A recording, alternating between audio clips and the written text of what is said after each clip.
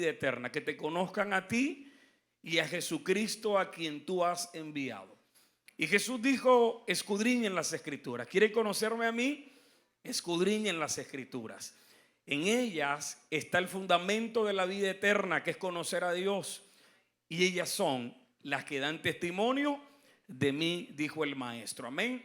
Así que vamos a ir a la segunda carta del apóstol Pablo a Timoteo, capítulo 3. Segunda carta del apóstol Pablo a Timoteo, capítulo 3. Y vamos a leer desde el versículo 14. Y leemos la palabra del Señor en el nombre del Padre y del Hijo y del Espíritu Santo de Dios. Dice la Biblia así: pero persiste tú en lo que has aprendido y te persuadiste, sabiendo de quién has aprendido, y que desde la niñez has sabido las sagradas Escrituras, las cuales te pueden hacer sabio para la salvación por la fe que es en Cristo Jesús. Toda la Escritura, dígalo conmigo, toda la Escritura es inspirada por Dios y útil para enseñar, redarguir, para corregir, para instruir en justicia, a fin de que el hombre de Dios sea perfecto, enteramente preparado para toda buena obra. Amén. Está bendecida la palabra del Señor. Hoy vamos a iniciar una conferencia de profundización de las Sagradas Escrituras. Quizás es el bien más valioso que tiene la iglesia y por medio de la cual somos lo que somos. Es decir, no seríamos iglesia sin la palabra, no seríamos cristianos sin la palabra. La Biblia dice que la fe viene por el oír. ¿Pero oír qué cosa? La palabra de Dios. Así que si no tenemos acceso a la palabra de Dios, no hay fe. Y si no tenemos acceso a la palabra de Dios, no hay iglesia. Y si no tenemos el acceso a la palabra de Dios, no hay cristianismo. Pablo dijo, sería nuestra fe vana sin la palabra del Señor. Por eso le enseña a su discípulo Timoteo lo importante que es la palabra del Señor. Para los judíos existen varios elementos a través de los cuales ellos consideran una persona puede ser exitosa en la vida. Esos elementos son los que Pablo describe en el texto, en el versículo 16. Por favor, léalo conmigo. Dice, enseñanza, redarguir, corregir e instruir. Es decir, que para el judío, una persona para poder formarse como un ser que va a ser de bendición y de utilidad al mundo, tiene que tener estos elementos. Son los elementos formativos del ser. Y Pablo dice que la Escritura es inspirada por Dios y su utilidad es precisamente esa. Dicho en otras palabras, que la Biblia no solamente te salva de la condenación, sino que te salva de cualquier situación que la vida te pueda condenar o que te pueda esclavizar. Por eso, quien tiene acceso a la palabra del Señor no solamente tiene acceso a la salvación del alma, sino a la salvación de toda su existencia. ¿Usted está aquí conmigo? Es decir, que el acceso a este conocimiento, que no es un conocimiento humano, porque según este texto dice que esta escritura es inspirada por Dios. Y más ahorita vamos a hablar acerca del proceso de inspiración para que usted conozca y entienda qué significa que la Biblia haya sido inspirada. El final, dice el versículo 17, que el objetivo de que Dios nos inspire su palabra y nos revele su palabra es el siguiente. Versículo 17, léalo conmigo. A fin de que el hombre de Dios sea perfecto, enteramente preparado para toda buena obra. La palabra perfecto allí no es sin error. La palabra perfecto allí es maduro. El objetivo de la palabra de Dios es traer a tu vida madurez. Y que seas una persona que sepa tomar decisiones, que tenga convicciones sólidas, que puedas comprometerte y sobre todas las cosas que crezcas en el carácter del Señor. Dice la Biblia que ese hombre maduro, el teleios, el hombre maduro, el que ha ganado músculo espiritual, no solamente músculo físico, el que ha ganado músculo espiritual, tiene la capacidad para poder tomar las decisiones que debe tomar en esta tierra. Muchos de los errores que nosotros cometemos en la vida son precisamente porque obviamos o no ponemos nuestra confianza en la palabra del Señor. Y siempre que te divorcies de estos mandamientos y principios, porque en esencia la Biblia es eso, es un conjunto de mandamientos y principios que Dios te ha revelado para que vivas en esta tierra, y es la forma de vida que Dios preparó para nosotros.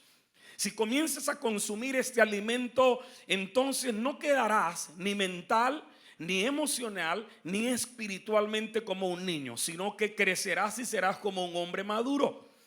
Y los problemas que tenemos actualmente en la iglesia son precisamente de inmadurez. Los problemas de la iglesia es falta de consumo de comida espiritual. Entonces tenemos todavía niños, como decía el pastor ahorita, que no conocen la escritura y viven la vida cristiana con un solo versículo. Es como si tuviéramos a un hombre de 40 años dándole todavía teterito y dándole todavía papilla. Entonces, si no comes alimento espiritual, evidentemente no vas a poder madurar en ningún área de tu vida. Y todo el tiempo andarás como un infante. Dígale que tiene a su lado, infantil. Y cuando uno no madura, porque no ha consumido, porque no ha incorporado a su vida alimento espiritual, uno corre el riesgo de vivir toda la vida cristiana como un niño. A eso se le conoce como el síndrome de Peter Pan. El síndrome de Peter Pan, el que nunca quiso crecer, toda la vida se quiso quedar como un niño. Pero la iglesia no es una iglesia formada para niños, es una iglesia para hombres y mujeres maduros. Hombres y mujeres que tienen convicciones sólidas y fuertes. Hombres y mujeres que tienen carácter. Hombres y mujeres que saben en qué han creído. El debate que hay en la iglesia hoy en día es un debate de fe. Es decir, que los cimientos de la fe de la iglesia han sido socavados desafortunadamente porque la iglesia que dice conocer a Dios no conoce el testimonio de Dios.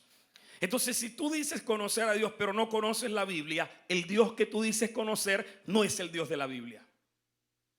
¿Sí me está entendiendo? Si usted dice creer en Dios, conocer a Dios, pero usted no conoce la Biblia, el Dios que usted dice conocer no es el Dios de la Biblia. ¿Por qué? Porque el Dios de la Biblia nos ha revelado su conocimiento. Es decir, Él quiere que lo conozcamos. Por eso las experiencias con Dios no pueden basarse solamente en la experiencia emocional, ni solamente en experiencias místicas. Tiene que haber un fundamento.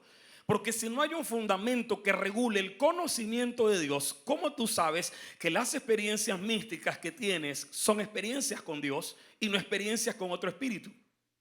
Y no experiencias con cualquier otra cosa. O sea, ¿qué te dice que fue Dios? Si conoces a Dios, puedes entonces regular cualquier experiencia que venga a tu vida y sabrás si realmente estás teniendo contacto con Dios o con otro espíritu. Y la Biblia dice, tienes que conocerla, porque ella es la que te va a permitir regular si lo que es, las experiencias que estás viviendo son experiencias con Dios o son experiencias con otro que no es Dios. Y así es que se forma la Biblia. Porque la Biblia primeramente son experiencias. Todo lo que usted y yo tenemos hoy en un libro han sido las experiencias. Ahorita lo vieron en el video. Es una colección de experiencias. Todo lo que usted lee en un momento de la historia eran solo experiencias. Ese evento maravilloso que tú lees allí cuando Dios se le apareció a Moisés, lo tienes escrito hoy. Y lo tiene redactado, pero en su momento era una experiencia de Moisés con Dios. Y el único que conocía de ese evento era Moisés. ¿Cómo sabemos que fue Dios el que se le apareció? Porque en el registro se nos enseña que fue la misma presencia de Dios. Dios se identificó, porque Dios tiene nombre. Dile que tiene a su lado, Dios tiene nombre. Nuestro Dios tiene nombre. Nuestro Dios no es una cosa ni es una fuerza. Nuestro Dios tiene nombre. Y tenemos que comenzar a conocer a Dios. Entonces la Biblia en su parte general es una revelación. ¿Qué es la Biblia? Una revelación. La Biblia viene a revelar no solo algo, la Biblia viene a revelar a alguien. Cuando yo entro en contacto con esta palabra me va a revelar a alguien. Y todo el centro a través del cual gira la escritura, como el universo gira en torno al sol, el centro de toda esta revelación se llama Cristo. Toda la escritura es inspirada por Dios para revelarte a alguien que se llama Cristo. Y cuando tú tienes esa revelación de Cristo, ya nadie te mueve. ¿Por qué? Porque ahora tu fe ha encontrado el fundamento que necesitaba. Los apóstoles dijeron, es como quien está sobre una roca. Por eso cuando conoces verdaderamente a Jesús, ya nada te mueve, ni las circunstancias, ni los problemas, ni las adversidades, porque estás sobre una roca. Y probablemente hay situaciones que vienen a tu vida en las cuales tú tiemblas, pero la roca que te sostiene no tiembla. Esa permanece firme y por eso tú no caes. Por eso el enemigo no puede bajarte de allí, porque tú estás en un lugar inaccesible para él. Estás sobre una roca y el salmista dijo que esa roca está muy en alto. Así que todos nosotros los que estamos en Cristo tenemos que cimentar nuestra fe sobre esa roca. Un día el Señor le preguntó a los discípulos, ¿quién dicen ustedes que soy yo? Porque para el Señor es importante si tú lo conoces o no lo conoces. Él le preguntó a los discípulos, ¿quién dice la gente que soy yo? Y algunos dijeron, no, unos dicen que eres Elías, otros dicen que eres Juan el Bautista. Dígale al que tiene a su lado, los de afuera, dígaselo. Pueden pensar lo que sea, pero tú no. O sea, los que no son la iglesia, que piensen lo que quieran. Los que no creen en Dios pueden tener las ideas más erróneas, porque cuando usted comienza a hablar con personas que no conocen la escritura, tienen una cantidad de ideas erróneas de quién es Dios. Eso es normal.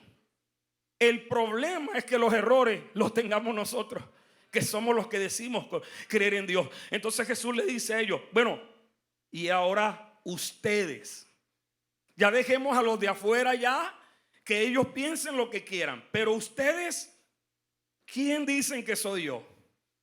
Y comenzó el murmullo y comenzó el silencio, porque no había un verdadero conocimiento de Dios. Es decir, estaban con Jesús, caminaban con Jesús, pero ni siquiera sabían quién era Él. No tenían todavía el entendimiento claro del ser majestuoso que caminaba con ellos todos los días, que les enseñaba, que les daba comida, que les mostraba su poder, les mostraba su gloria. Y aún viendo todo eso, todavía no lo conocían. Así que el Padre tiene que intervenir. Y entonces el Padre interviene trayendo lo que Él nos da a todos nosotros para que podamos conocer a su Hijo. Revelación. La Biblia es una revelación. Y la revelación llega a Pedrito, el más volátil de los discípulos. Y cuando recibe la palabra, dice entonces, tú eres el Cristo. Y me imagino que dentro de sí pensó, ¿yo por qué dije eso? Tú eres el Cristo, el Hijo del Dios viviente. Jesús lo mira y le dice, bienaventurado eres, Simón, hijo de Jonás, porque lo que acabas de decir no lo conseguiste en ningún libro, no lo buscaste en la internet, nadie te lo dijo. Eso solamente te lo pudo haber revelado mi Padre que está en los cielos. Es decir que para nosotros poder llegar a conocer profundamente a Jesús, tenemos obligatoriamente que conocer lo que el Padre revela de Él. Nadie puede conocer al Hijo si no accede a la revelación del Padre. ¿Qué es la Escritura? Diga la revelación del Padre. ¿Qué quiere revelar el Padre? Al Hijo. ¿Cuántos quieren conocer más a Jesús? Tienen que conocer más la Escritura, lo que el Padre ha revelado. Ninguno puede venir a mí si el Padre no se lo revela. Entonces la palabra del Señor es la revelación que nos lleva a conocer profundamente a Jesús, que nos lleva a entender la realidad y la razón de por qué nosotros estamos en esta tierra. ¿Cuál es el propósito por el cual nosotros estamos aquí? Así que dice la Biblia que cuando el Señor le dice a Pedro, bienaventurado eres Simón, hijo de Jonás, porque no te lo reveló carne ni sangre, sino mi Padre que está en los cielos. Pero ahora te digo algo, tú eres Pedro. Ahora te digo algo, tú eres ahora Pedro. ¿Qué hizo que cambiara una persona en otra? La revelación. Dígale que tiene a su lado, la revelación te transforma. Cuando tú accedes a la revelación del Padre, todo en ti cambia. Es por eso que podemos nosotros estar dentro de la iglesia y todos decir conocer a Dios, pero unos viven como si no lo conocieran. ¿Por qué? Porque no han accedido a la revelación divina. La revelación te lleva de ser un Simón, caña frágil movida por el viento, te lleva a ser una piedra, una roca sólida, estable. Cuando la revelación de la palabra viene entonces al corazón del hombre, todo lo que está flácido en el hombre, todo lo que está frágil, todo lo que está indeleble, todo lo que está inestable, encuentra piso. Porque la revelación te planta sobre una roca. Y le dijo: a ti te digo que tú eres Pedro, y sobre esta roca. La roca no era Pedro, la roca era la revelación que Pedro acababa de recibir. Cuando tú comienzas a conocer a Dios a través de la revelación que Él da, tu vida cambia. Dejas de ser inestable, te conviertes en una persona con carácter, con capacidad de decidir. Tu vida es transformada, tu forma de pensar, tu forma de vivir, tu naturaleza es cambiada. Por eso urge hoy más que nunca que la iglesia conozca la revelación de quién es el Señor. Y en ese orden de ideas vamos a ir desde lo más elemental hasta lo más complejo. Porque usted tiene en sus manos, como decía mi pastor Joel, un tesoro. Literalmente la Biblia es un tesoro. Un tesoro muy poco valorado, porque quizás no lo entienden. Pero cuando nosotros accedemos a la revelación del Señor y nos apoyamos a los ministerios que Él dejó, entonces las ventanas de la revelación comienzan a abrirse para arrojarnos la luz que necesitamos y recibir el entendimiento de la palabra del Señor. Y vamos a comenzar desde la palabra Biblia. ¿Qué significa la palabra Biblia? Entonces allí van a tener usted, ese no es el seminario, es uno que dice conferencia. Conferencia, ese no es. Conferencia de las Sagradas Escrituras. Ok, muy bien. Lo damos después. Conferencia de la Nueva Jerusalén. ¿Qué es la Biblia? Vamos a partir de la parte etimológica. Cuando ustedes oigan el término etimología, estamos hablando de la raíz de una palabra. Nada más así. Entonces, la etimología de la palabra Biblia, ¿de dónde viene? ¿Por qué le pusieron ese nombre? ¿Quién se lo puso ese nombre? ¿Siempre se llamó Biblia o no se llamó Biblia? Cuando nosotros accedemos a los escritos que han sido inspirados por Dios, en ninguno de ellos aparece la palabra Biblia. O sea, que el término Biblia no es un término revelado. El término Biblia es un término acuñado. Es decir, se lo colocamos los hombres. ¿Por qué se lo colocamos los hombres? Porque la Biblia, la palabra Biblia, en esencia es una colección de libros. Así que cuando tú estás frente a la Biblia, no estás solo frente a un libro. Estás frente a una colección de 66 libros sagrados. Esos libros son los libros sagrados del judaísmo y los libros sagrados del cristianismo. ¿Cuáles son los libros sagrados del judaísmo? Nuestro Antiguo Testamento. Es decir, para los judíos solamente es sagrado el Antiguo Testamento, no el Nuevo Testamento. El Nuevo Testamento es el libro sagrado de la Iglesia de Cristo. Así que si unimos las dos divisiones generales, Antiguo Testamento y Nuevo Testamento, tenemos el conjunto de libros que se llaman los libros de la revelación divina. Así que usted tiene en sus manos la revelación ¿de quién? La revelación divina. El término entonces Biblia hace referencia a una colección de libros. Pero ¿de dónde sacaron el término? El término lo sacaron de un puerto en Jebal, que actualmente es Irak. Y ese puerto se llamaba Biblos. El puerto de Biblos. Y en ese puerto era un puerto muy famoso porque allí se comercializaba el papiro. En su tiempo el papiro era el material a través del cual se plasmaba en cualquier tipo de escrito literario. Así que era un puerto muy famoso porque había mucho papiro. Entonces imagínense, si lo traemos al día de hoy, era un puerto muy famoso donde se vendían muchos libros. Y como aquí tenemos muchos libros, entonces le pusieron a la Biblia como el puerto donde los libros abundan. ¿Está usted entendiendo ahora? Entonces el mismo nombre del puerto, que es Biblos, se le puso al compendio o a la colección de libros que tenemos nosotros como escritura sagrada. De ahí viene el término Biblos. Ya usted sabe, ahorita voy a hacer preguntas y vamos a ver si todos están atentos para responder. Segundo, cuando tenemos la Biblia en nuestras manos, la Biblia no solamente es un libro, la Biblia realmente es un compendio de libros sagrados. Esos libros sagrados que son los libros que hacen parte de las creencias de fe del judaísmo y del cristianismo, son los libros que fundamentan nuestras creencias hoy en día. Estos libros o este gran libro tiene dos divisiones principales. Estas dos divisiones se llaman Antiguo Testamento y Nuevo Testamento. Vamos a ir desglosando terminología para que entendamos. El término testamento. ¿Qué es el término testamento? Cuando nosotros en español se nos habla de testamento, la idea que se nos viene es que alguien va a morir y ha dejado su última voluntad escrita para delegársela a alguien. Bueno, esa es nuestra idea occidental, pero no es la idea original de testamento. La idea original de testamento es alianza o pacto. Así que la Biblia está dividida en dos grandes divisiones. Primera, antiguo pacto, y segundo, nuevo pacto. A ver, allá atrás, ¿en cuántas partes está dividida la Biblia? Dos partes. Dígalo conmigo. Antiguo pacto y nuevo pacto. Ese nombre, ¿quién se lo puso? Porque eso tampoco está en la Biblia.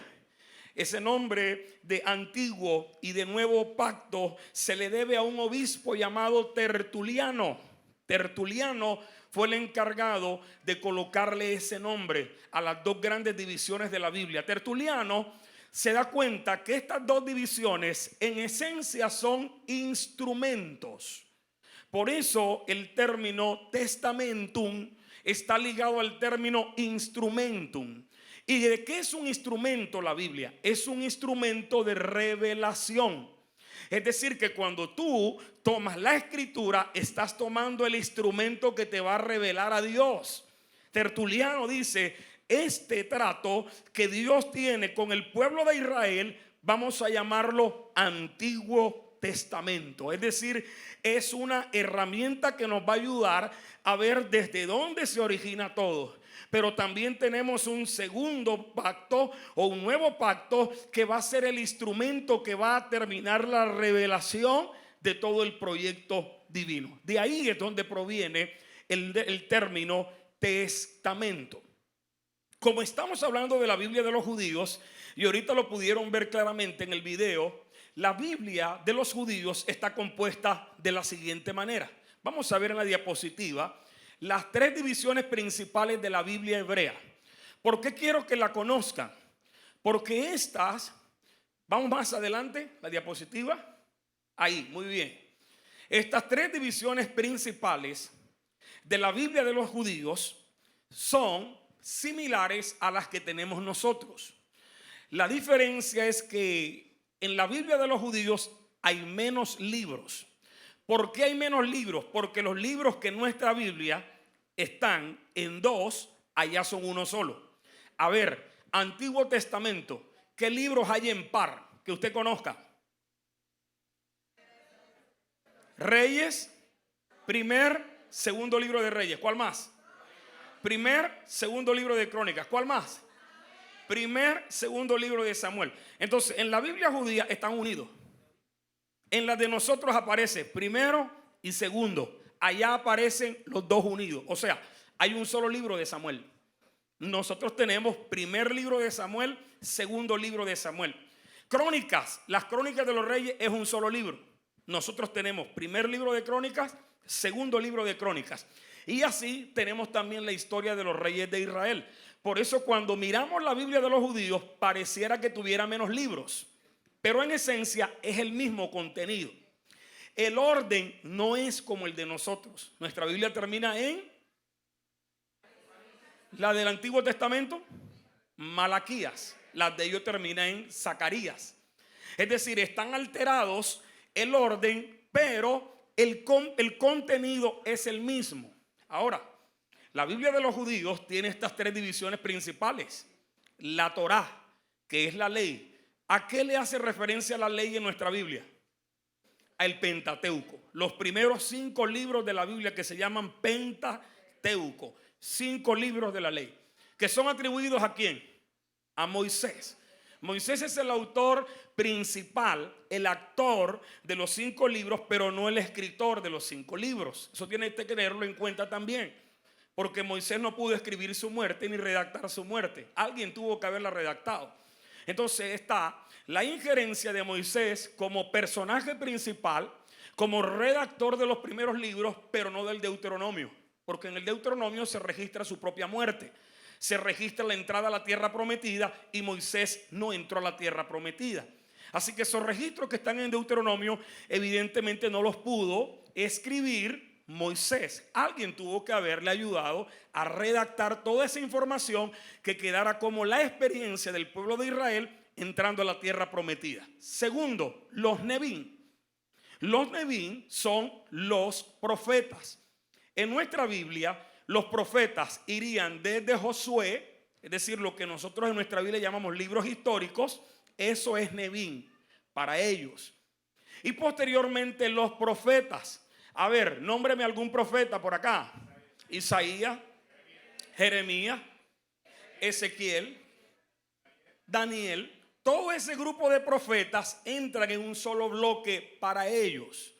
En el nuestro tenemos una división. O sea, que los profetas en nuestra Biblia están divididos en profetas mayores y profetas menores. ¿Por qué se llaman mayores? ¿Y por qué se llaman menores? No es por edad. No, los mayores deben ser los mayores en edad. Y los menores tienen que ser los menores en edad. No, son mayores por contenido y son menores por contenido. Si usted compara, por ejemplo, el libro del profeta Isaías, es un libro así de gordo. Pero si usted va al libro del profeta Jonás o al de Joel, es un libro cortico, tienen poco contenido. Entonces, mayores y menores tiene que ver con el contenido, para cuando le pregunten a usted no lo vayan a corchar. Y lo tercero están los ketubín. Los ketubín son los escritos. En nuestra Biblia es lo que llamaríamos los libros poéticos o los libros de sabiduría.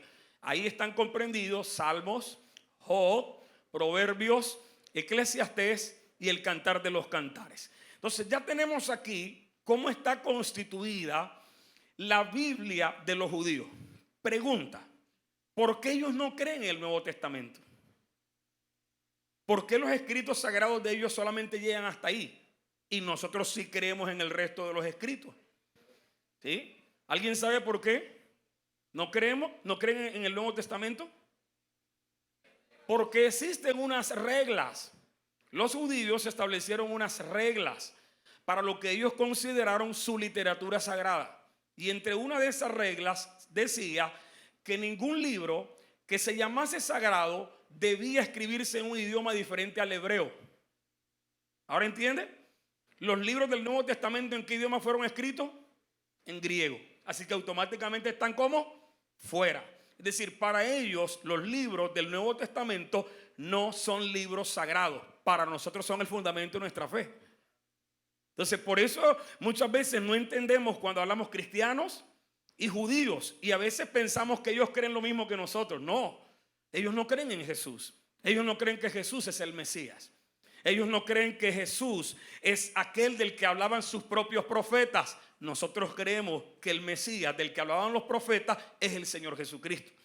Entonces vas a contrariar si entras a hablar con un judío, porque el judío no cree lo que tú crees. Y hay el error de muchos cristianos que piensan que los judíos creen lo mismo que nosotros. No, somos dos formas de fe totalmente diferentes en muchos aspectos. En otros sí concordamos. Seguimos adelante.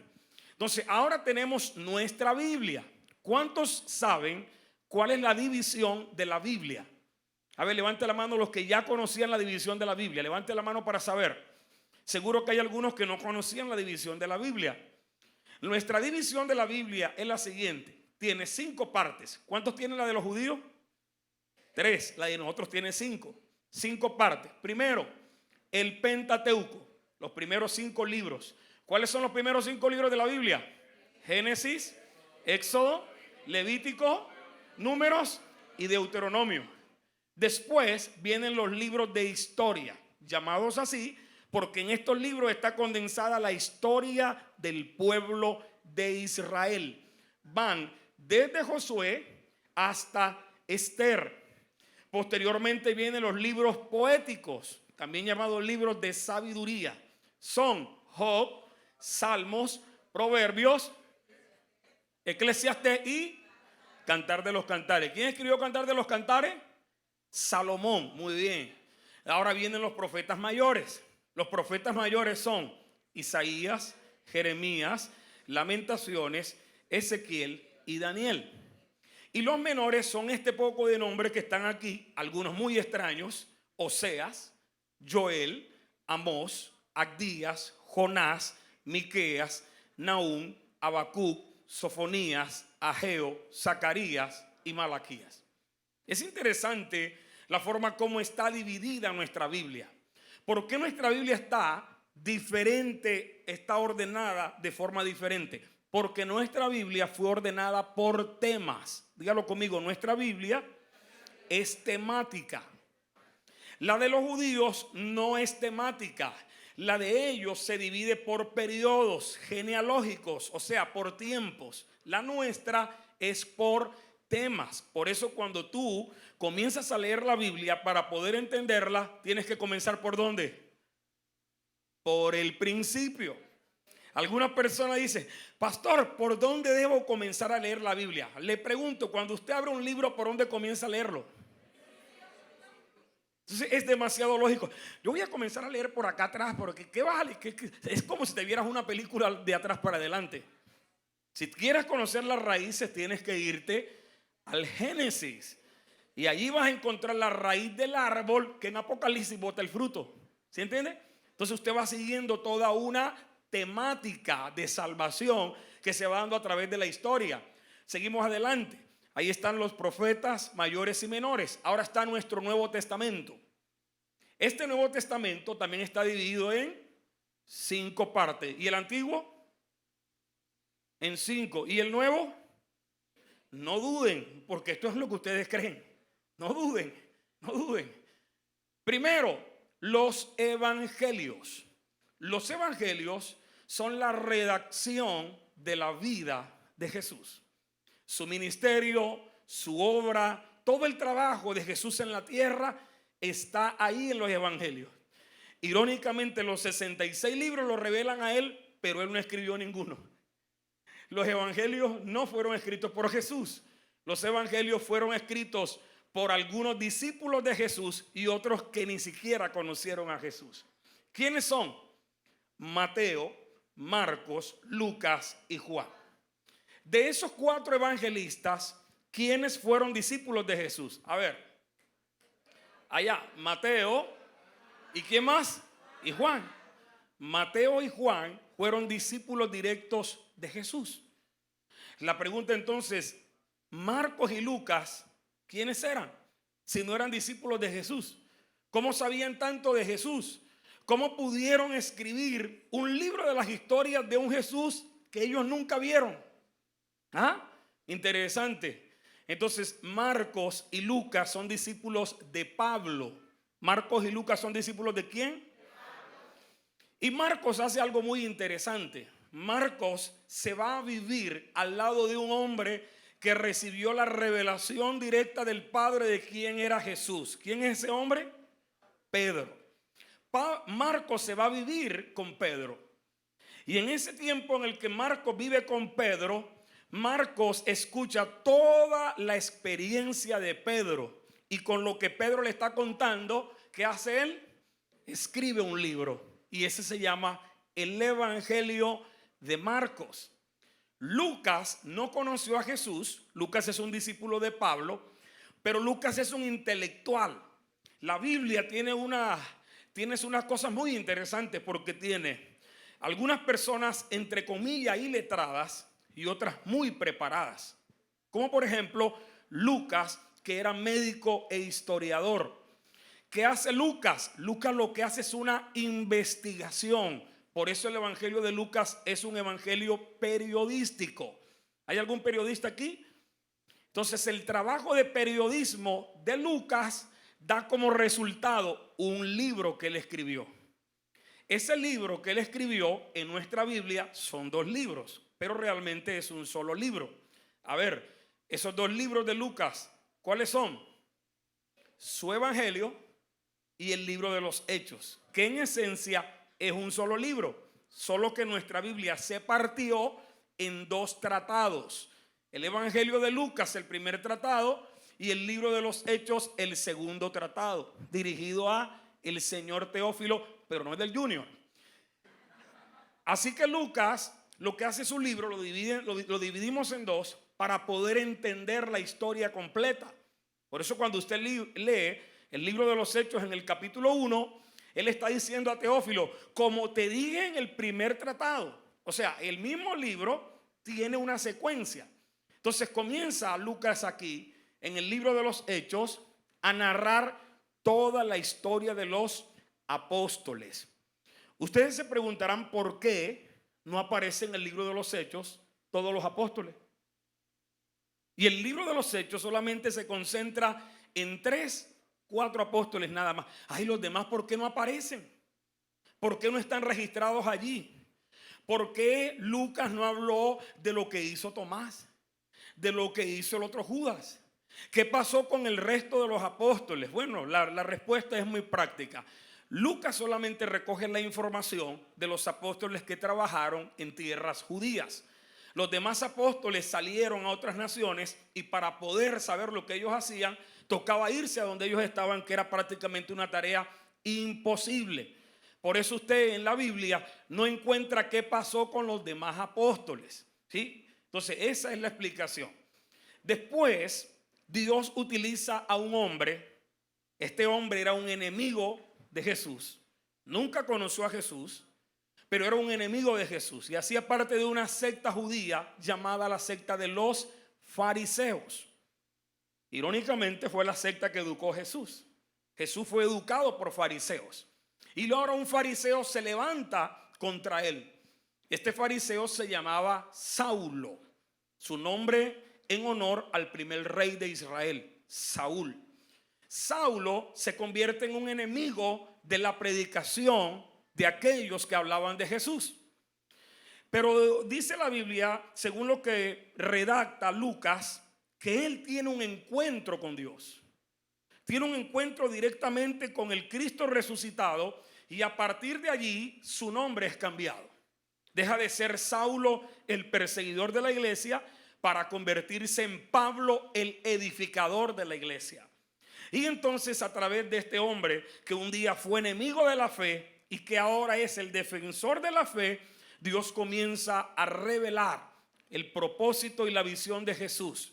Porque las cartas de Pablo son la revelación del proyecto de Jesús.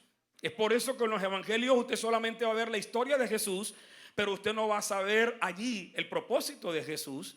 ¿Quién es Jesús? Eso no lo dicen los evangelios. Eso lo dice Pablo por la revelación que él recibe de parte de Dios de quién es Jesús. Ahora, qué interesante es ver todo lo que está pasando en la Biblia. ¿Por qué? Porque no importa quién se opone hoy a la palabra. Quizá usted tiene un vecino que no quiere nada con Dios. Ese puede ser mañana el predicador que más va a predicar de Jesús en su barrio. Si pasó con Pablo, puede pasar con cualquiera. Es más, muchos de los que están aquí se oponían a esta fe que hoy profesamos. Muchos de nosotros fuimos Saulos. Ahorita somos ¿qué? Pablos, y trabajamos para edificar la iglesia. Este hombre que era el enemigo ahora viene a ser el mejor aliado de Jesús, porque es quien recibe el mayor contenido de revelación del Nuevo Testamento. El 70% de la revelación del Nuevo Testamento la recibe Pablo y comienza a escribir todas estas cartas que usted ve ahí. Estas cartas fueron enviadas a ciudades.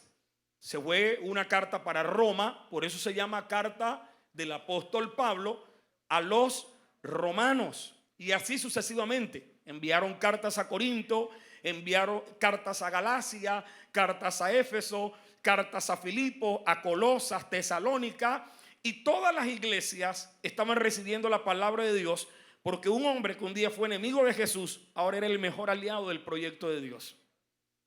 Es por eso que, sin importar que tanto en algún momento nosotros nos opusimos a la verdad, ahora somos instrumentos de Dios. Y Dios te va a usar poderosamente. Porque esos que más reacios y duros son los que más se entregan con amor a la causa de Jesús. Y eso lo vemos en Pablo. Pablo escribe cartas a iglesias y escribe cartas a personas. ¿Cuáles fueron las cartas que escribió a personas? A Timoteo le escribió 2 cartas. Le escribió una a Tito. Le escribió una a Filemón. Y la carta a los hebreos no tiene autor. Es decir, ella misma no dice quién la escribió. Pero la gran mayoría de los eruditos concuerdan que es una carta paulina. Es decir, que el autor debió ser un fariseo muy conocedor de la ley judía y tener una muy profunda revelación de quién es Jesucristo. Y esas características concuerdan perfectamente con Pablo. Así que ahí está el hombre. Ahora, después de las cartas de Pablo, entonces vienen apóstoles a escribir. El primer libro que se escribió del Nuevo Testamento es la carta de Santiago. Es decir, es el más antiguo de los libros del Nuevo Testamento. Así como el más antiguo del Antiguo Testamento es el libro de Job. No porque haya sido primero que Génesis, sino porque se redactó primero. Se redactó primero el libro de Job que el de Génesis. Lo mismo pasó con el libro de Santiago. Se redactó primero que todos los evangelios. Es por eso que cuando ustedes leen Santiago, tienen que leerlo, tienen que interpretarlo muy bien. ¿Por qué? Porque Santiago es un apóstol que todavía no tiene la revelación que tiene Pablo. Y por eso cuando estudiamos la Biblia parecería que Pablo y Santiago chocan entre sí. Parecería que no concuerdan en algunas cosas. Lo que pasa es que uno tiene la revelación, ¿sí? Pero todavía no tiene la revelación del Cristo resucitado. Y él está basando su carta en su conocimiento judío. El otro, que es Pablo, tiene la revelación del Cristo resucitado. Por eso para él la fe se ve de una manera, Santiago la ve de otra forma. Entonces no es que estén chocando, es que no tenían la misma luz. ¿Entendió eso? No tenían la misma luz. La revelación bíblica progresa. Y si alguien no tiene suficiente luz, ve hasta donde la luz le alumbra. No es lo mismo que yo entre a este lugar apagado con una linterna a que entre con un reflector. Si yo entro con una linterna, veo los pies de la hermana y digo, yo entré y había una sola persona, porque la luz no me permite ver lo que hay allá.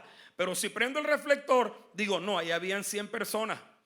Pero me dice, pero ¿y dónde estaban las 100 personas? Yo las vi, ¿por qué? Porque tenía mucha más luz. Dígale que tiene a su lado, a mayor luz, mayor entendimiento.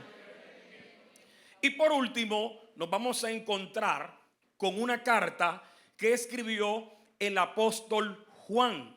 Juan escribe 4 libros en el Nuevo Testamento. ¿Cuáles son? Su evangelio, escribe primera, segunda y tercera epístola, y por último escribe el Apocalipsis. Él escribe epístolas. La palabra epístola es carta. Dígale que tiene a su lado, epístola no es pistola, es carta.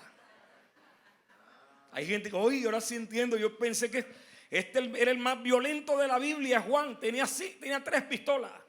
Epístolas, 3 epístolas. Entonces ya tenemos aquí el contenido de la Biblia. Usted ahora tiene la Biblia ahí en un panorama. Seguimos adelante. En ese panorama que usted tiene ahora, ese panorama se escribió en 3 idiomas. Esos idiomas son el hebreo, el arameo y el griego. ¿En qué idioma se escribió la Biblia? Dígaselo al que tiene al lado para que no se lo olvide. Dígale, se escribió en hebreo, arameo y griego. Estos 3 idiomas en los que se escribió la Biblia, tal como están allí, no existen. Es decir, no existe el hebreo bíblico, no existe el griego bíblico, ni existe el arameo bíblico. Entonces lo que existe son las modificaciones naturales de esos idiomas. Es decir, tenemos un hebreo moderno, un griego moderno, y el arameo sí definitivamente desapareció. ¿Por qué es importante saber eso?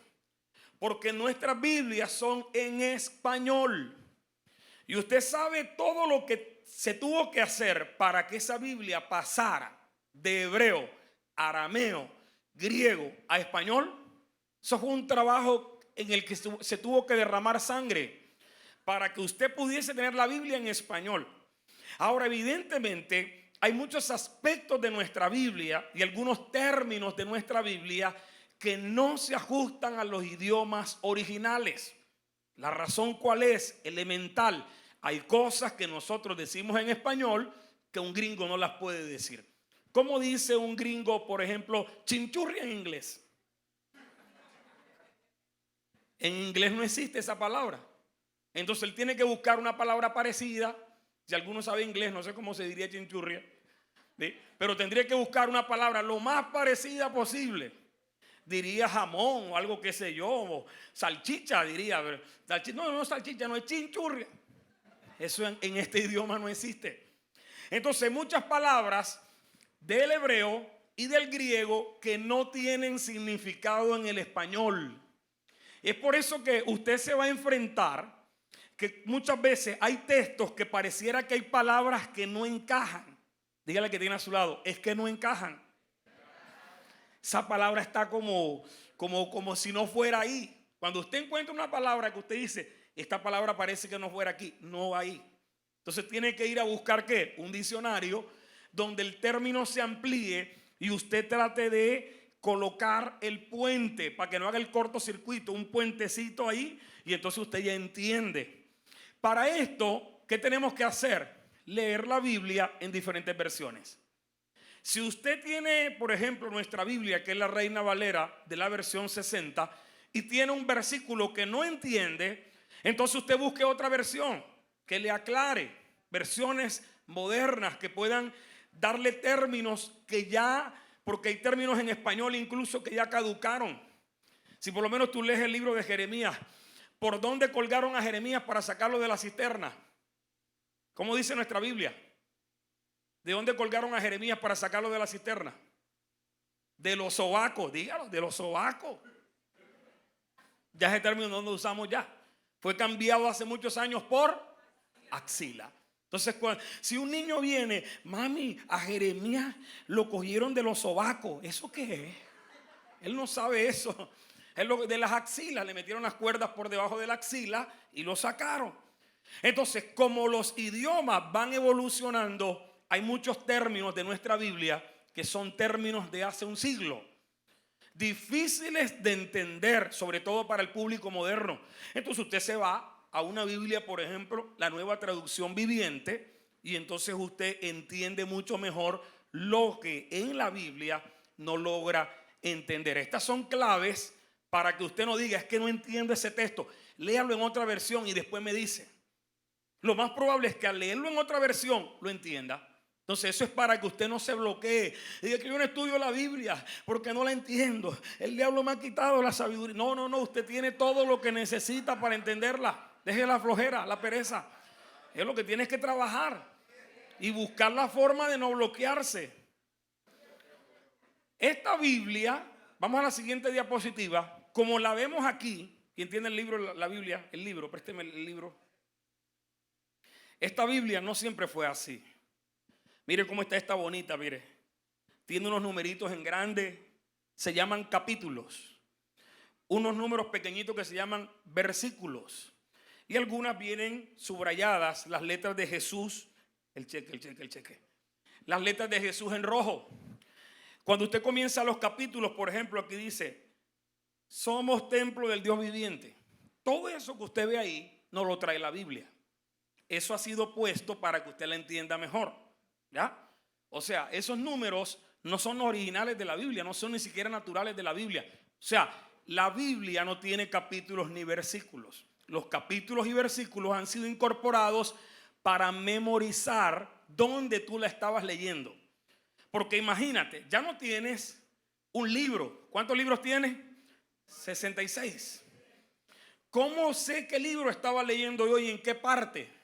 Entonces estas divisiones lo que nos ayudan es a ubicarnos rápidamente. Si yo le digo Juan capítulo 14, ¿qué hace usted?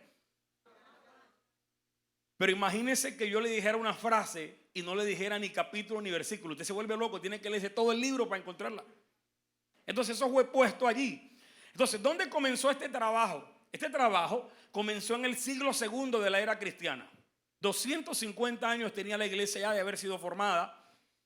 Y un obispo llamado Tertuliano. Cuando digo obispo, no se asusten, porque algunos dicen obispo, ay, eso tiene que ser católico, eso tiene que ser, ay, Dios mío. Ese es el término bíblico, ahí está.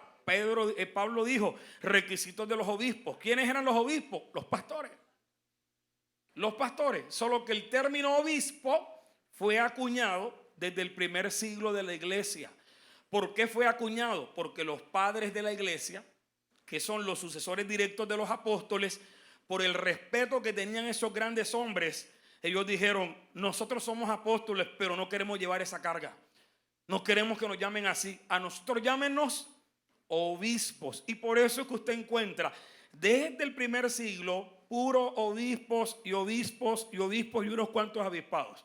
Así que es por eso que ellos toman el término obispo. Este obispo, llamado Tertuliano, logra definir que Dios tiene un trato con Israel y Dios tiene un trato con la iglesia. Entonces dice, este trato de Dios con Israel es una sombra que va a revelar una verdad. Este trato que Dios tiene con la iglesia es la luz de la sombra o la sombra revelada. Es decir, que ambas partes de la Biblia son instrumentos divinos. A este instrumento él lo llamó Antiguo Testamento. Y a este instrumento lo llamó Nuevo Testamento. ¿Quién fue el que puso eso ahí? Tertuliano. Dígale que tiene a su lado, ¿fue Tertuliano? Obispo Tertuliano. Tertuliano es quien le pone nombre Antiguo y Nuevo Testamento. Seguimos adelante. Tertuliano hace ese trabajo. Pero cuando Tertuliano hace este trabajo, 1000 años después viene otro hombre a trabajar en la Biblia. No, la anterior, la diapositiva anterior. 1000 años después, ya Tertuliano ya era polvo. Viene otro obispo, el señor Stephen Langton. Y Stephen Langton dice, pero los 66 libros están muy complejos, porque es mucha literatura. Usted porque ya la tenemos en hojita delgadita y todo eso, pero eso antes eran unos rollos. Usted se imagina, el pastor Joel, el martes vamos a estudiar el rollo de Isaías y usted viene con ese rollo. Y hay que dijera, y traen el de Jeremías también. Poco gente con el poco rollo. Eso era una cosa sorprendente.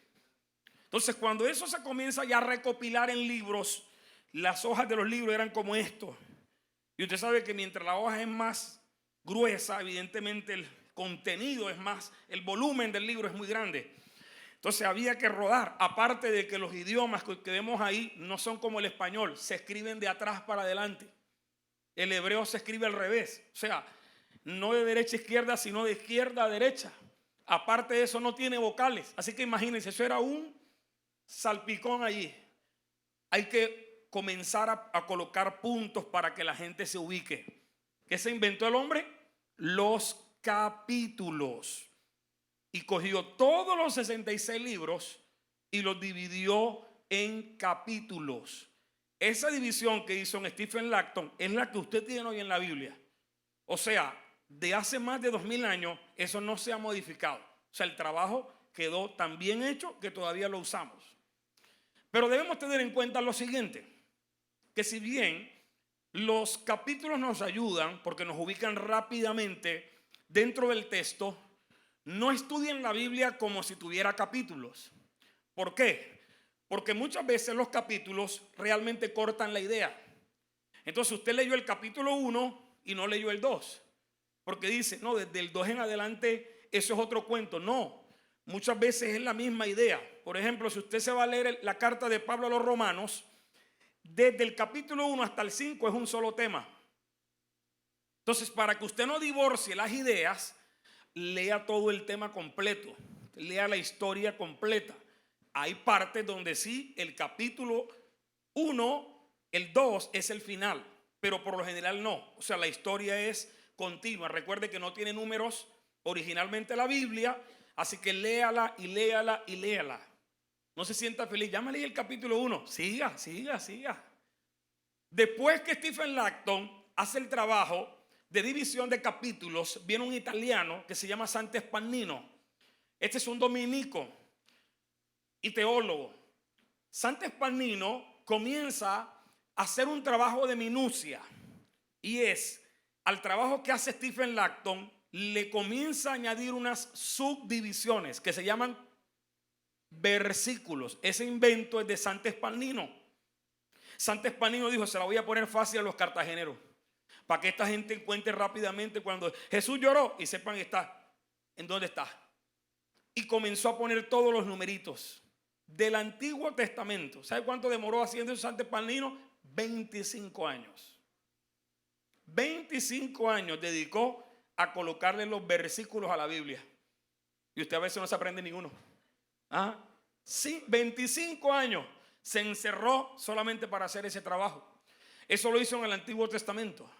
Y Robert Estienne, otro teólogo, hace lo mismo con el Nuevo Testamento. Le comienza a colocar, fue tan buena, incluso la obra de Sante Spannino fue tan importante en su tiempo que fue colocado como maestro de lenguas en el Instituto Bíblico del Papa León X. Ahí colocaron a Sante Spannino como el director, porque su trabajo fue tan excelente que se ganó la dirección del Colegio de Lenguas Orientales.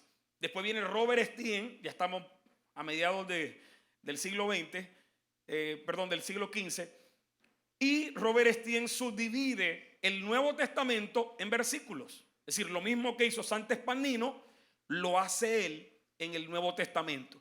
De esta manera tenemos la estructura organizacional que usted tiene hoy en día en sus manos. No ha sido modificada. Su trabajo fue tan bueno que así como usted la tiene, así la dejaron esas personas. Quiero que usted se dé cuenta de todo el trabajo que hasta ahora llevamos. Y esto es solamente una pequeña parte de todo el trabajo que tiene la Biblia para poder estar como está en sus manos. Mi pastor, ¿de tiempo cómo estamos? Creo que ya se cumplió el tiempo. Sí, bueno, listo. Vamos a darle un poquitico más aquí. Nosotros vamos a darnos cuenta de lo siguiente. Como cristianos, la Biblia que utilizamos nosotros en nuestra denominación cristiana de corte protestante no es la misma en todas las denominaciones cristianas. Es decir, que tenemos que entender el cristianismo también. Si lo miramos como una religión, es una religión que tiene muchas ramas y que muchas otras inclinaciones de fe o profesiones de fe también entran dentro del cristianismo. Por ejemplo, los católicos también son cristianos. Los mormones también son cristianos. Los Jesús solo también son cristianos. Es decir, hay una gran cantidad de corrientes que entran dentro de lo que se llama cristianismo. Las iglesias ortodoxas son cristianas, las presbiterianas son cristianas, las anglicanas son cristianas. Entonces, dentro del mundo cristiano, la Biblia no se usa igual en todas las denominaciones. Y vamos a ver por qué. En las denominaciones pasa algo. Cuando la Biblia se fue construyendo literariamente, es decir, se fue armando literariamente, pasó que se organiza primeramente un grupo al que los judíos lo llaman el canon hebreo. Ahorita vamos a hablar de eso, o en la próxima clase hablamos del canon hebreo, solamente para que usted tenga una idea. Y en el canon hebreo, que es la primera agrupación que se considera sagrada, solamente habían 39 libros del Antiguo Testamento. Esos libros son los que hacen parte del primer canon. Diga, primer canon. Diga ahora, canon hebreo. Porque alguien en algún momento le va a hacer la pregunta: ¿por qué la Biblia de ustedes tiene menos libros que la de nosotros? Porque nuestra Biblia está basada en el canon hebreo. Es el primer canon. Después del primer canon hay un segundo canon. Ahora les explico qué es canon. Esa segunda agrupación de libros ya no es la que hacen los primeros hebreos, sino la que hacen los hebreos que estaban en Alejandría, o sea, judíos alejandrinos. Ellos hacen un segundo canon, un segundo grupo de libros. Pero en ese segundo grupo de libros están los 39 libros del Antiguo Testamento, más 7 libros que no estaban incluidos en el primer canon. Esos libros que aparecen en el segundo canon se llaman deuterocanónicos. Dígalo conmigo, deuterocanónicos. ¿Qué significa deuterocanónico? La palabra deutero, que es la misma de deuteronomio, es segundo. Deuterocanónico, segundo canon. Nuestra Biblia no tiene deuterocanónicos, porque nuestros libros son protocanónicos. ¿Qué significa proto? Primero, protocanónico, primer canon. Entonces, en el segundo canon hay 39 libros más 7 libros más. Esos libros son los que maneja la Iglesia Cristiana Católica. Si usted, por ejemplo, mira la Biblia que utilizan los católicos, que no es una Biblia católica, algunos dicen la Biblia católica, la Biblia evangélica. No, ni es católica ni es evangélica. Ni los evangélicos crearon Biblia ni los católicos. Biblia es Biblia nada más. Solo que Biblia tiene deuterocanónicos y Biblias que no tienen los deuterocanónicos. ¿Cuáles son esos libros deuterocanónicos? Ese nombre se lo puso Jerónimo de Belén. Los deuterocanónicos son Judith, Tobit, Baruch, Eclesiástico, Sabiduría, primer libro de Macabeos y segundo libro de los Macabeos. Ese grupo de libros que están allí, que son deuterocanónicos, nuestras Biblias no los tienen. Es decir, que nosotros utilizamos una Biblia que tiene 66 libros. ¿Por qué utilizamos la Biblia de 66 libros? Porque está basada en el primer canon, en el canon hebreo. Los deuterocanónicos no son del canon hebreo, son del canon alejandrino, o sea, de un canon más largo. De ese canon más largo se desprende la idea de que estos libros en su momento fueron considerados sagrados. Pero ¿qué pasó? Frente a los 66 libros que tenemos nosotros nunca hubo discusión. Es decir, que frente a estos 7 libros la iglesia muchas veces tuvo conflicto, porque decían estos libros no son sagrados. ¿Y por qué no son sagrados? Hay varios elementos para poder identificar por qué no son sagrados. Algunos de ellos, primero, no fueron escritos en hebreo. No fueron escritos en hebreo. Y segundo, contradecían el carácter del Dios de Israel. Es decir, muchos elementos no encajaban allí. Aparte de que también muchos de estos escritos, cuando son revisados por la iglesia, tienen cosas ahí que no están muy claras. Sí, son muy oscuras. Y que no hay ningún otro libro en la Biblia que respalde lo que está allí. ¿Qué cosas habían entre esos libros? La doctrina del purgatorio. ¿Cuántos han escuchado el purgatorio? ¿De dónde sacaron eso? Diga, de los deuterocanónicos. Se encontraba la doctrina del limbus patron y el limbus infantum, o sea, la doctrina del limbo. ¿Cuántos han escuchado hablar del limbo? Del limbo, estás como en el limbo, es un estado está ahí como de reposo, el limbo. Eso lo sacaron de los deuterocanónicos. La oración o petición a los muertos, eso salió de un libro deuterocanónico también. Entonces, al ver este tipo de prácticas, no se ajustan a las prácticas cristianas. Es decir, esto no hace parte del compendio de nuestra fe. Por eso estos libros son rechazados. ¿Tienen valor histórico? Sí, pero para nosotros no tienen valor sagrado. Por eso para nosotros estos libros entran en un grupo llamados libros apócrifos. Dígalo conmigo, apócrifo. ¿Qué es apócrifo? Rechazado. Coja al que está al lado y empuje y lo diga, rechazado, para que se acuerde. ¿Te acuerdas cuando metiste la hoja de vida y te dijeron, no, apócrifo, está rechazado? ¿Recuerdas cuando ya estabas enamorando a la hermana y la hermana te dijo, no, apócrifo, está rechazado? No aplicas. Estos libros fueron sacados. Fueron llamados después apócrifos. Entonces tenemos que nosotros utilizamos una Biblia que tiene ¿cuántos libros? Y los católicos 73 libros. No solo los católicos, sino también los anglicanos. Los luteranos también usan la Biblia de 73 libros. Pero hay una gran parte de la iglesia, que es la iglesia cristiana en África, usa una Biblia que tiene 75. O sea, tiene 2 libros más. ¿Y de dónde sacaron esos 2 libros, pastor?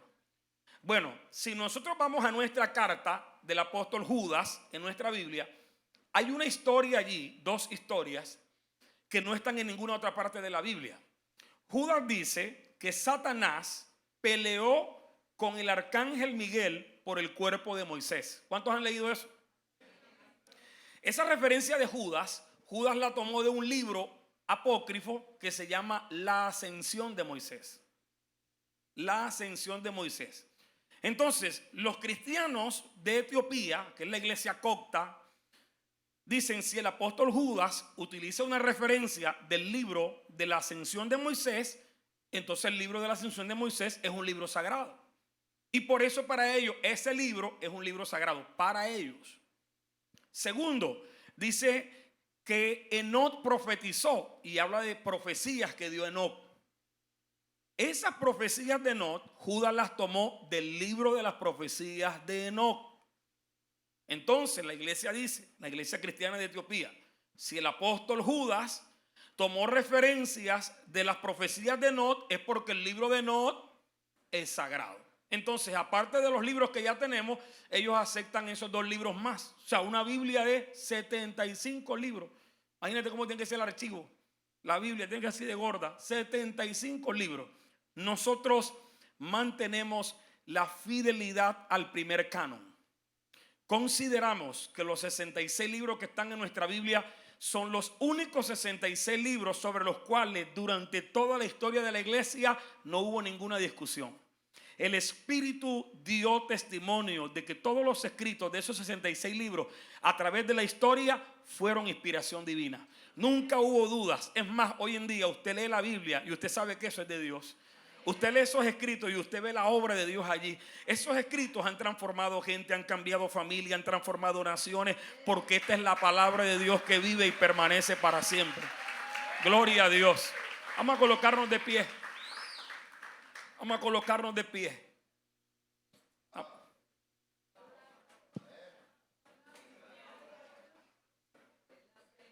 Estamos avanzando, ¿no?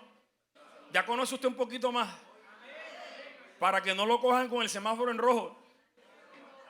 Y usted le pregunta y usted sepa responder. ¿Y por qué esto y por qué lo otro? Ya usted sabe. Estamos en esta parte hablando de todo lo que es generalidades bíblicas, o sea, construcción bíblica. Esa Biblia que usted tiene allí pasó por diferentes etapas. Se las voy a mencionar y espero en el Señor poder explicarles cada una. Primera etapa de la tradición oral. Solo eran experiencias que se hablaban. Por eso nosotros tenemos que aprender a valorar la Biblia, porque ellos no tenían Biblia. Los que creyeron en la Biblia en el Antiguo Testamento no tenían Biblia. No tenían a dónde ir a buscar una Biblia. Pura cosa que se hablaba solamente de oído a oído. Por eso ustedes ven en nuestro Antiguo Testamento permanentemente la palabra y la repetirás a tus hijos. Y la repetirás. Y la repetirás cuando vayas por el camino, cuando vayas por la calle, cuando vayas por el trabajo, cuando venga, repítela, repítela, repítela, repítela. Porque al principio solamente eran historias. Las historias de los encuentros de Dios con Abraham, las historias de los encuentros de Dios con Moisés. Y todo este pueblo hebreo se mantuvo su fe transmitiendo historias. Las historias de un Dios que ellos no conocían. Un Dios que se le reveló a Abraham.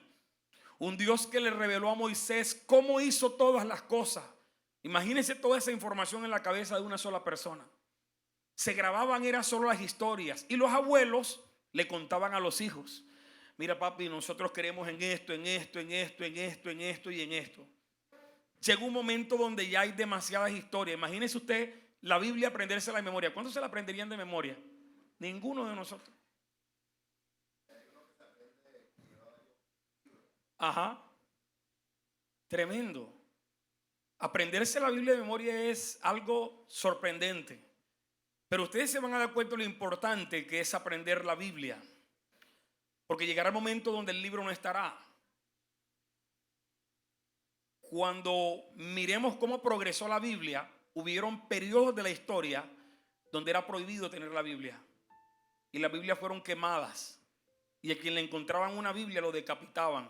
Se lo tiraban en el circo romano a los leones. Lo mataban. Así que la fe cristiana se sostuvo solamente ¿dónde? Eso lo dijo el apóstol, ¿verdad? Esta ley no puede estar escrita solamente en tablas de piedra. Tiene que estar escrita en las tablas del corazón. Saliste del trabajo y no llevas Biblia, llévatela aquí. Pero si no la lees y no la memorizas, cuando tu enemigo viene, ¿de dónde sacas el arma? Porque ella es la espada del Espíritu. Esta no se guarda en la pretina, esta se guarda en el corazón. Y cuando las situaciones vienen, el enemigo ataca, usted saca la espada del Espíritu. Esta ha sido el arma de guerra de los cristianos durante más de 2000 años. Nadie ha vencido contra ella. Nadie ha podido contra ella. Por eso Jesús se armó de la palabra. Cuando Satanás quiso atacarlo, ¿con qué se defendió? La palabra. Porque la palabra bien usada es una espada. Mal utilizada puede ser un bate, un chipote, chillón o un martillo. Por eso quien no sabe usar la palabra maltrata, daña y destruye. Quien sabe usar la palabra levanta, construye, edifica, da fe y esperanza. Entonces necesitamos que todos nosotros, los cristianos de hoy, aprendamos, conozcamos la Biblia, la sepamos usar, la saquemos, no le tengamos miedo a los ateos. No le tengamos miedo al testigo de Jehová que llega. Vamos a escondernos. No, ¿por qué no vamos a esconder? Vamos a sacarle la espada para desbaratarle sus artimañas, las artimañas del diablo. Esas doctrinas de demonios se desbaratan es cuando usted conoce la palabra. Sí, Señor. Cristianos embolatados. Yo voy a llamar al pastor Joel para que venga. Espérame, hago 40 días de ayuno y yo te respondo la pregunta. El Señor dijo, la palabra tiene que estar cerca ¿de dónde? De tu boca y de tu corazón. Tienes que conocerla, mi amado. Las batallas en la vida se vencen es con la fe de la palabra. Sin la palabra no habría fe. ¿Quieres que tu fe se haga fuerte? Consume más palabra de Dios cada día. Aprenderás a conocer el Dios que esta gente conoció. Y que muchos de ellos lo conocieron sin Biblia. Dependían de lo que papá les enseñó, de lo que mamá les enseñó. Y esa era su fe. Esa fue la fe del pueblo hebreo. Por eso nosotros tenemos que valorar este libro. Porque es tan hermoso acceder hoy al celular y tenerlo en una aplicación. Usted se imagina la sangre que corrió para que esto fuera tan fácil. Y usarlo, y uno a veces ni siquiera valora el esfuerzo de estos hombres de Dios. Gente que dio la vida. Cuando vayamos a la historia de los padres apostólicos, ustedes se van a dar cuenta todo lo que ellos tuvieron que vencer para poder sostener la fe. La fe. Y la defendieron con su propia vida. Con su propia vida. Jesús dijo, y recibiréis poder cuando haya venido sobre vosotros el Espíritu Santo. Y me seréis testigos. ¿Sabes lo que significa la palabra testigo? Mártir. La palabra testigo en griego es marturios. Mártir. O sea, por defender esta fe, vas incluso a perder la vida. Tienes que ir hasta el final por esta fe. Y por eso estos hombres se levantaron como verdaderos mártires. La defensa de esta palabra era hasta la muerte. Podías tener una estatua enfrente, podías tener un emperador, pero la rodilla no se doblaba sino ante el Dios que dice la Biblia. Ante ese Dios. Por eso muchos de ellos murieron en los palacios romanos, en los coliseos romanos. Muchos de ellos murieron frente a los leones. Decían a las fieras, fieras, vengan a nosotros. Pero ante el emperador no nos vamos a humillar. Esta Biblia dice quién es el Señor. Jesucristo es el Señor. Entonces cuando tu fe se hace fuerte, tú no te humillas ante nada, ni te doblegas ante nada. Por eso no te doblegues ante los problemas, ni ante las situaciones, ni ante los espíritus, ni ante los ataques demoníacos. Tus rodillas solamente se doblan delante del que la Biblia dice, y tu boca solamente confiesa como Señor a Jesucristo. Que vengan nuevas religiones a tratar de imponerte nada, yo sé en qué he creído. Los apóstoles decían, nosotros sabemos en qué hemos creído. Lo vimos, lo oímos y nuestras manos palparon al verbo de la vida. Así que aunque lo que les estoy hablando es composición literaria, porque todavía no hemos entrado ni siquiera al contenido bíblico, esta Biblia o esta palabra o estos libros son la revelación de una persona. Juan dice que esa persona es el verbo de Dios. Y Juan dice en su evangelio, y el verbo se hizo carne. La palabra se hizo ¿qué? Carne. Y habitó entre nosotros. Y entre nosotros vimos ¿qué? Su gloria. Gloria como del unigénito del Padre, lleno de gracia y de verdad. Todo esto que estamos aprendiendo y todo lo que tú lees en la Biblia no puede ser solamente contenido intelectual. Tiene que ser carne. La palabra hay que vivirla. Esto no son solamente mandamientos, esto es vida.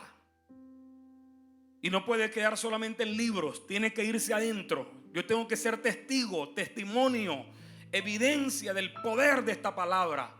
Por eso es que esta palabra te tiene que consumir. Y estamos orando a Dios porque sé que ese es el deseo de tu pastor, de tu pastora, del apóstol. Que la iglesia ame la palabra, que la iglesia desee consumir la palabra. Jesús dijo, es que el hombre no puede vivir solamente de pan, de patacón con queso, de bollo con chicharrón, de sopa de guandul. Tienen que aprender a vivir de lo que sale de la boca de Dios. Lo que lo va a sostener a usted frente a las dificultades es lo que sale de la boca de Dios. Lo que le va a dar victoria a usted es lo que sale de la boca de Dios. Lo que va a salvar su casa es lo que sale de la boca de Dios. Lo que va a salvar a tus hijos es lo que sale de la boca de Dios. Lo que va a abrir los cielos es lo que sale de la boca de Dios. Lo que va a sanar tu cuerpo es lo que sale de la boca de Dios. Si tú conoces lo que sale de la boca de Dios, tienes en tu mano la espada del Espíritu. Y eres un guerrero que nada ni nadie puede vencer. El cielo y la tierra pasarán, pero su palabra nunca pasará. Necesitamos una iglesia cada día más fuerte en la palabra. Que ninguna falsa doctrina nos mueva. Que no nos estén sacando de la iglesia con propuestas ni pretensiones locas. Nosotros sabemos en qué hemos creído. Y así como ellos defendieron esta palabra con su vida, necesitamos una iglesia hoy que defienda a capa y espada la verdad del Hijo de Dios. Sobre todo en un tiempo donde se levantan tantos enemigos contra nuestra fe. Ahí donde usted está, quiero que oremos al Señor. Vamos a levantar una oración de fe, de poder.